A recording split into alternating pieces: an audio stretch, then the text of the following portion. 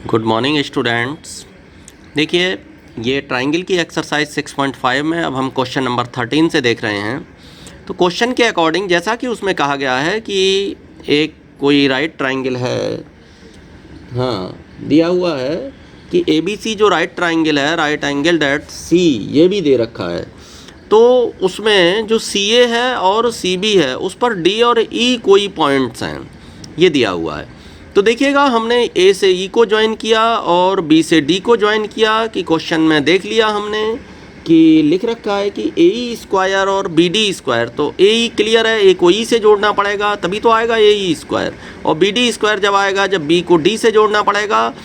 तो अब देखिए इसमें हमने, तो यहाँ देखिएगा कि जब तो एक ट्राइंगल हम देखो लिखा हुआ है मैंने कि ट्राइंगल ABC में अगर इस पूरे ट्राइंगल में बड़े वाले में हम पाइथागोरस थ्योरम अप्लाई करें तो AB का स्क्वायर हाइपोटेन्यूज का अदर टू साइड के AC square plus BC square के इक्वल हो जाएगा, जैसा कि क्वेश्चन में दिया हुआ है।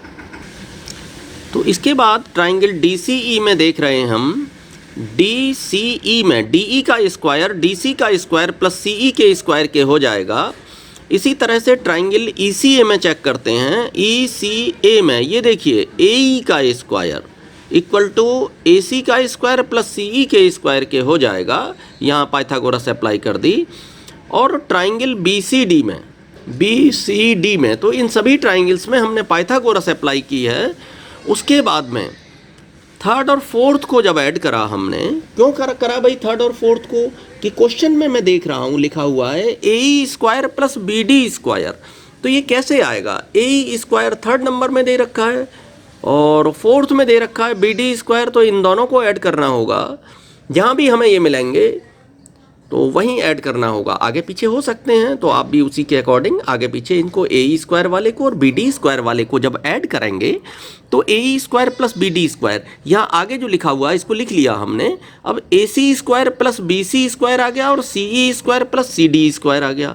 लेकिन हमने देखा कि इससे पहले की इक्वेशन में हम देख चुके हैं कि AC square plus BC square किसके बराबर है? इस AB स्क्वायर के। तो वही AB स्क्वायर हमने यहाँ लिखा और ये देखा कि CE square plus CD square कहाँ दे रखा है? CE square plus CD square ये DE स्क्वायर के हो गया। इक्वेशन नंबर सेकंड में इनको हमने यूज कर लिया, बस प्रूव हो गया है, ख़त्म। चलिए क्वेश्चन नंबर 14 को देखते हैं। क्वेश्चन नंबर 14 में हमारा दे रखा है कि एक कंडीशन दे रखी है कि DB इक्वल टू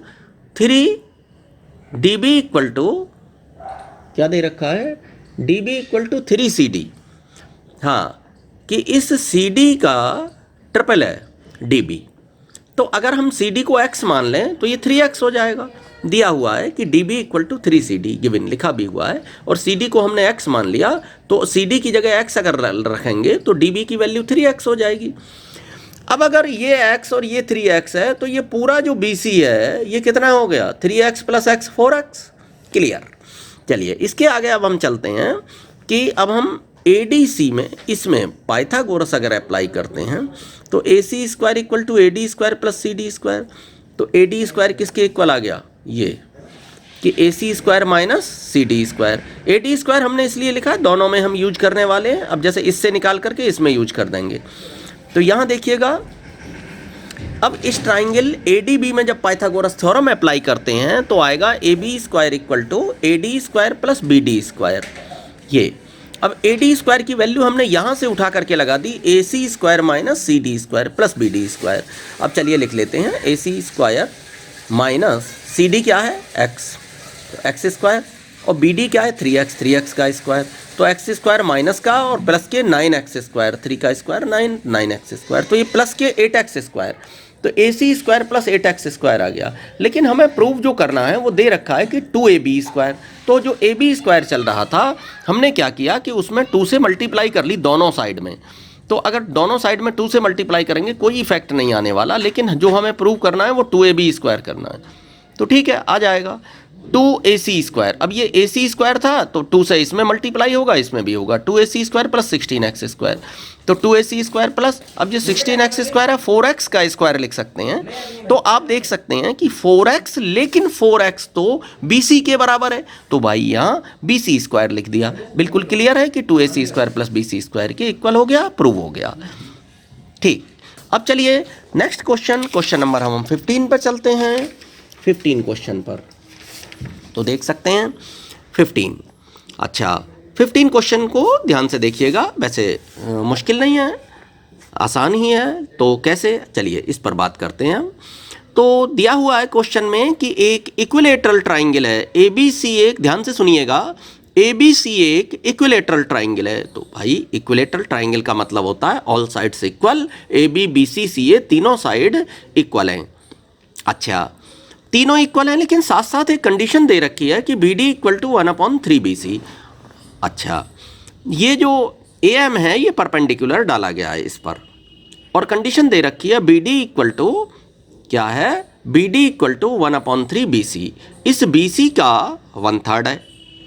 तो हमने ये देखा कि अगर हम इसको 3x माने, और इस तब जब 3x पूरे को लेंगे तो ये x हो जाएगा, लेकिन ये x हो जाएगा, तो भाई 3x पूरे को लेंगे तो b से m तक का पार्ट कितना हो जाएगा, ये हाफ हो 1.5 x हो जाएगा। तो हमें हाफ नहीं चाहिए, हाफ नहीं चाहिए भाई। 3x का अगर हम हाफ करेंगे तो कितना 1.5 हो गया, 1/2। तो इसमें नहीं चाहिए, इसीलिए हमने उसको डबल कर दिया, 6x रखा। तो ये जो साइड है इसलिए हमने 6x रखी। आप x मानकर भी कर सकते हैं, लेकिन बात ये फ्रैक्शन में आ जाएगा और फ्रैक्शन सोल्व करना पड़ेगा आपको। दिक्कत कुछ नहीं है, आप x करके भी ला सकते हैं। तो ये 6x लेट कर लिया हमने, ध्यान दें जरा। तो 6x लेट किया तो आप देखते हैं कि जो m पॉइंट है वो मिड पॉइंट है, परपेंडिकुलर इक्विलेटरल ट्राइंगल में डाला जाएगा, मिड पॉइंट पर पड़ेगा। तो ये जो है ये 3x हो गया, ये 3x हो गया, 6x इक्वली डिवाइड हो गया, या 3x और 3x। अब आपने देखा ये जो BD है 1/3 BC है, तो 1/3 अगर 6x का करेंगे तो 2x आ जाएगा। तो 2x तो ये हो गया। अब भाई ये पूरा 3x है यहाँ से यहाँ तक का, जिसमें 2x ये निकल गया, तो ये कितना बचा, DM, x बचा। बिल्कुल क्लियर है। तो 3x - 2x, ये x बचा DM। तो अभी तक तो मैंने वो लिखा था जो कि आप अगर इसको नहीं लिख रहे हैं तो फिगर में बिल्कुल क्लियर कर दें, फिगर में कोई डाउट नहीं रहना चाहिए। ये लिखें, ये लिखें, ये लिखें, और फिगर से क्लियर कर सकते हैं इसको। अब देखिए ज़रा, अब मैं सोल्व करना शुरू करता हूँ इसको। अभी तक तो मैंने सिर्फ ये आपको क्लियर किया था, यहाँ मैंने लिख रखा है कि कैसे कैसे ये चीज़ें आ गई हैं। अब चलिए राइट ट्राइंगल AMB में बात करते हैं हम। AMB राइट ट्राइंगल है हमारा, और इस राइट ट्राइंगल में देखिएगा AB स्क्वायर किसके बराबर हुआ, AM² प्लस BM² के। बिल्कुल क्लियर है। हाइपोटेन्यूज का स्क्वायर इसके बराबर और इसके स्क्वायर का प्लस होगा यहाँ, AM² प्लस BM²। अब AB की वैल्यू 6x है, मैंने लगा दी। AM² प्लस BM की वैल्यू 3x है, B से M तक, ये लगा दिया। तो अब अगर हम 36x² में से इसका स्क्वायर कितना हुआ, 9x², तो कितना बचेगा, 27x²। ये AM² की वैल्यू हमने इसकी निकाल ली यहाँ। अब जरा राइट ट्राइंगल AMD में आ जाइए। AMD में इन दोनों इस पूरे ट्राइंगल को कवर करना है, और साथ साथ इस राइट ट्राइंगल को भी कवर करना है, AMD को। तो अगर AMD में आए तो भाई ये 27x² है, जो AM देख रहे हैं आप इस समय, AM²।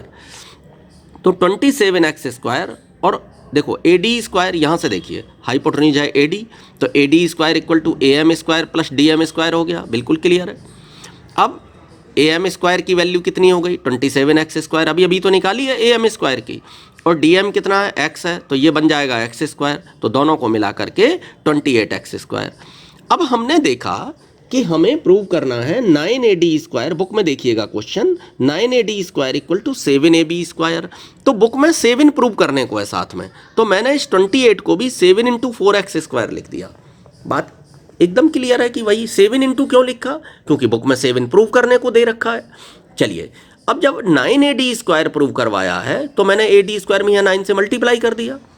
तो 9AD² इक्वल टू 7 × जरा मल्टीप्लाई करिए, दोनों साइड में होगी 9 से मल्टीप्लाई, जब एक साइड में हुई है तो 9 4 जा 36x²। ये 6x का स्क्वायर है।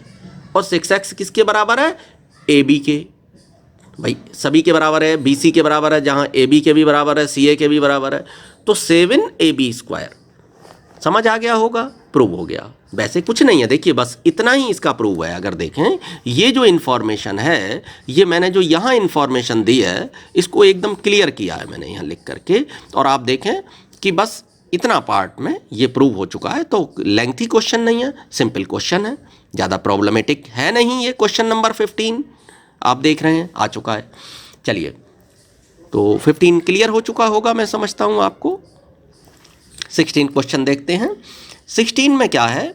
16 में एक इक्विलैटरल ट्राइंगल है और डी उसका मिड पॉइंट है। In equilateral triangle prove that 3 times the square of one side, एक साइड के स्क्वायर का 3 टाइम्स, और वो कहता है इक्वल होगा 4 times the square of one of its altitude.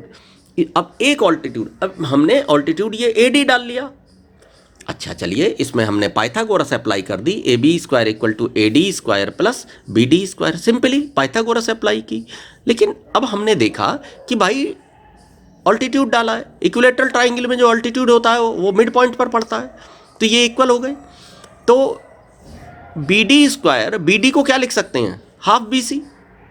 D is the mid point equilateral triangle में, तो जो BC का मिड पॉइंट है तो हाफ BC हो गया। हाफ BC का स्क्वायर करोगे 1/4 BC² आएगा। लेकिन BC तो AB के बराबर है, ये तीनों बराबर है ना साइड इक्विलैटरल ट्राइंगल में, तो BC² को मैंने AB² लिख लिया। तो AB² = AD² प्लस 1/4 AB², इसे AB² की तरफ ले जाऊंगा तो 3/4 AB² हो जाएगा, ये इधर प्लस इधर जाके माइनस हो जाएगा। ये क्लियर समझ आ गया होगा। 1/4 BC² आएगा सोल्व करेंगे तो, लेकिन भाई BC बराबर है AB के, इसलिए AB² में कन्वर्ट कर लिया, उधर जाके माइनस कर दिया। तो ये तो देखिएगा 3/4 AB², 4 जो अपॉन में है इधर चला गया AD² की तरफ, तो 3AB² = 4AD²। अच्छा AB क्या है? साइड है, तो 3 इंटू साइड का स्क्वायर, 3 इंटू साइड का स्क्वायर, 4 इंटू ऑल्टीट्यूड का स्क्वायर। ये चीज़ देख लीजिएगा, 3 इंटू साइड का स्क्वायर = 4 इंटू ऑल्टीट्यूड के स्क्वायर के बराबर हुआ। यही प्रूव करवाया है, प्रूव हो गया। अब देख रहे हैं क्वेश्चन नंबर 17, वो हमारे वैसे तो सिलेबस में नहीं है, लेकिन वैसे इसमें कोई दिक्कत भी नहीं है, बहुत छोटा सा क्वेश्चन है जो टिक मार्क का है, लेकिन मैंने बताया इसलिए नहीं है कि ये कन्वर्स पाइथागोरस थ्योरम पर है और कोई बात नहीं है। चलिए, अब हम इसके बाद में चलते हैं एक्सरसाइज अपनी 6.3 की ओर। एक्सरसाइज 6.3 में कुछ क्वेश्चंस मैं आपको बता दूं। एक्सरसाइज 6.3 में देखिए, क्वेश्चन नंबर आप 11 को देखिएगा। 6.3 में ये फिगर बुक में दे रखी है 6.3 में, और इसमें लिखा हुआ है कि AB और AC साइड्स इक्वल हैं क्योंकि आइसोसेल्स ट्राइंगल है। तो जब ट्राइंगल आइसोसेल्स है तो दो साइड इक्वल हैं, तो सामने के दोनों एंगल भी इक्वल हैं, B = C के हो जाएगा। लिखा हुआ है यहाँ पे, देखो क्लियर दे रखा है, angle opposite to equal side. अब जरा इन दोनों ट्राइंगल में आते हैं ABD और ECF में, क्योंकि ये हमें सिमिलर प्रूव करने दे रखे हैं। तो देखिएगा, इसका एंगल D इसके एंगल F के बराबर है क्योंकि दोनों 90 डिग्री एंगल हैं, और इसका एंगल B = एंगल C के बराबर है। इस वाले ट्राइंगल में देखिए, इसमें एंगल B आ गया और इसमें एंगल C आ गया। ये तो डबल A क्राइटेरिया से सिमिलर प्रूव हो गए, proved. Question number 11। Question number 12 को देखिएगा, 12 में दे रखा है, क्वेश्चन नंबर 12 में लिख रखा है कि ट्राइंगल ABC और PQR में AB/PQ, उसने बोला है ट्राइंगल ABC और PQR में, तो ये साइड के जो रेशो हैं AB/PQ, BC/QR और इनके AD/PM, ये जो मीडियम्स हैं इनके रेशो के इक्वल है। क्वेश्चन नंबर 12 में ये सब दे रखा है, आप देखो ध्यान से, ये गिवन है, ये कंडीशन गिवन है यहाँ। अब इसमें हमने देखा कि भाई ये जो BC है, D मिड पॉइंट है, मीडियन है तो मिड पॉइंट है, देखिएगा तो ये है यहाँ पे, ये बराबर है तो इसका अगर हम BC का हाफ, BC को 2BD लिख सकते हैं, BC को 2BD लिख सकते हैं, 2BD, और इसको क्या लिख सकते हैं 2QM। भाई QR की जगह 2QM लिख सकते हैं, QM का डबल 2 से 2 काट दिया, तो अब क्या बचा AB upon PQ equal to BD upon QM equal to AD upon PM। तो ABD और PQM दोनों SSS क्राइटेरिया से सिमिलर हो गए। तो जब ये सिमिलर हो गए तो angle B equal to angle Q के हो गया। सिमिलर ट्राइंगल में जो करस्पॉन्डिंग एंगल होते हैं वो इक्वल होते हैं, तो angle B equal to angle Q by CPST देख लीजिए, corresponding part of similar triangles.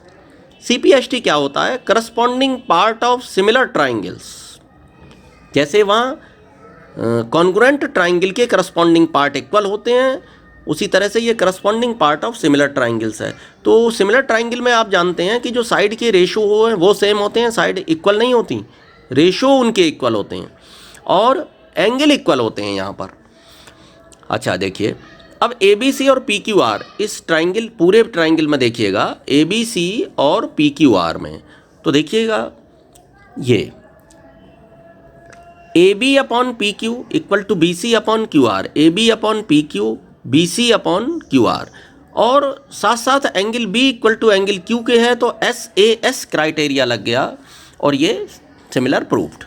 Question number 13 में देखिएगा, 13 में ये दे रखा है कि ये एंगल BAC और एंगल ADC इक्वल है, तो ये तो इक्वल दे ही रखे हैं, साथ साथ अगर मैं C को देखूं तो C कॉमन हो गया। ये जो C है ये अगर देखूं तो ये कॉमन हो गया, 3 निशान बनाए दे रहा हूँ इस पर, तो कुछ पता आपको क्लियर हो जाएगा। ये C दोनों में कॉमन हो गया, तो BAC और सिमिलर हुआ ADC के AA क्राइटेरिया से, और जब सिमिलर हो गया तो करस्पॉन्डिंग साइड के रेशो सेम होते हैं। देखिए प्रूव करने को दे रखा है क्वेश्चन में, यहाँ ध्यान दिला दूँ, CA square CB into CD, तो CA स्क्वायर अगर लाना है तो यहाँ CA है तो इक्वल साइन के दूसरी ओर क्रॉस में CA होगा, अपॉन में नीचे, तभी तो CA और CA की मल्टीप्लाई CA स्क्वायर कवर करोगे। तो अगर यहाँ CA हो गया तो यहाँ से CD उठाइएगा, CD CA upon CD equal to, अब मैंने पहले CA लिख लिया, ये CA लिख लिया मैंने, तो मैं देख रहा हूँ थर्ड फर्स्ट, और यहाँ भी उठाइएगा CB, इसी स्टाइल में CB लिखिएगा ऊपर, तो क्रॉस मल्टीप्लाई कर लीजिएगा, आ गया CA square equal to CB into CD। ये क्वेश्चन नंबर 13 क्लियर हुआ। देखिए क्वेश्चन नंबर 14 एक्सरसाइज 6.3 का, ये देखिए आप, तो इसमें एक ट्राइंगल ABC है, दूसरा ट्राइंगल PQR है, और AD और PM आपके वो हैं मीडियंस, और ये दिया हुआ है, कंडीशन दे रखी है AB upon PQ, AC upon PR, AD upon PM। यहाँ आप देखिएगा कि AB किसके, यहाँ सबसे पहले हमने क्या किया कि ये डबल कर दिया, इसमें कंस्ट्रक्शन कर दिया कुछ, जो AD है वो आगे बढ़ा दिया और AD के बराबर DE लिया है, जैसा कि आपको फिगर में शो हो रहा है, AD के बराबर DE लिया है। ऐसे ही PM के बराबर MN लिया है, तो आप देख रहे हैं ये इक्वल है, और अच्छा ये D मिड पॉइंट है तो ये भी इक्वल है, और डायगोनल अगर बाइसेक्ट होते हैं तो एक पैरेललोग्राम बन जाता है। तो एक तो माइंड में ये चीज़ होनी चाहिए, ये पैरेललोग्राम बन चुका है, तो अपोजिट साइड इक्वल होती हैं, ठीक। अच्छा, तो AB अपॉन PQ, तो यहाँ जो AB अपॉन PQ लिखा है, और AB किसके इक्वल है, अपोजिट साइड पैरेललोग्राम से, इस CE के, तो ये मैंने CE लिख लिया और PQ की जगह क्या लिख लिया, NR लिख लिया, और AC अपॉन PR तो दे ही रखा है, साथ में जो AD का डबल किया था मैंने वो 2 ऊपर मल्टीप्लाई और 2 नीचे मल्टीप्लाई, तो 2AD किसके बराबर हुआ, AE के। तो देखिए कंडीशन हमारी ये बन गई कि ये जो AE है और इसका रेशो PN के है, ये बराबर हुआ, और AC और PR का हुआ, इसका और इसका रेशो हुआ, साथ में जो CE है वो NR का हुआ, जो इसका था ना PQ का और AB का, AB और PQ का कन्वर्ट हो गया CE और NR में, क्योंकि अपोजिट साइड इक्वल होती हैं। तो SSS क्राइटेरिया से ये सिमिलर हो गए हमारे। अब ये सिमिलर हो गए तो एंगल EAC, सिमिलर ट्राइंगल में करस्पॉन्डिंग पार्ट इक्वल, उसमें करस्पॉन्डिंग एंगल इक्वल होते हैं, तो ये एंगल इस एंगल के इक्वल हो गया, और साइड के रेशो इक्वल होते हैं। तो यहाँ देखिए corresponding part of similar triangle, CPST का मतलब हुआ। अब इसी तरह से जैसे इधर का हुआ था तो इधर का पार्ट भी ये दोनों आपस में बराबर हैं। देखिए पहले मैंने डबल लिख दिया था, लेकिन रियलिटी ये है कि डबल की गारंटी नहीं है, क्योंकि ये मिड पॉइंट पर आया है, इस एंगल का डिवाइड होना इक्वल, ये जो है इक्वल होना इसके ज़रूरी नहीं है, लेकिन इसके इक्वल ये पार्ट होगा। अगर आपको मैं बताऊं कि ये जो टिक लगा दे रहा हूं, ये वाला पार्ट ये इक्वल होगा, जो मैंने राइट टिक लगाए हैं अभी।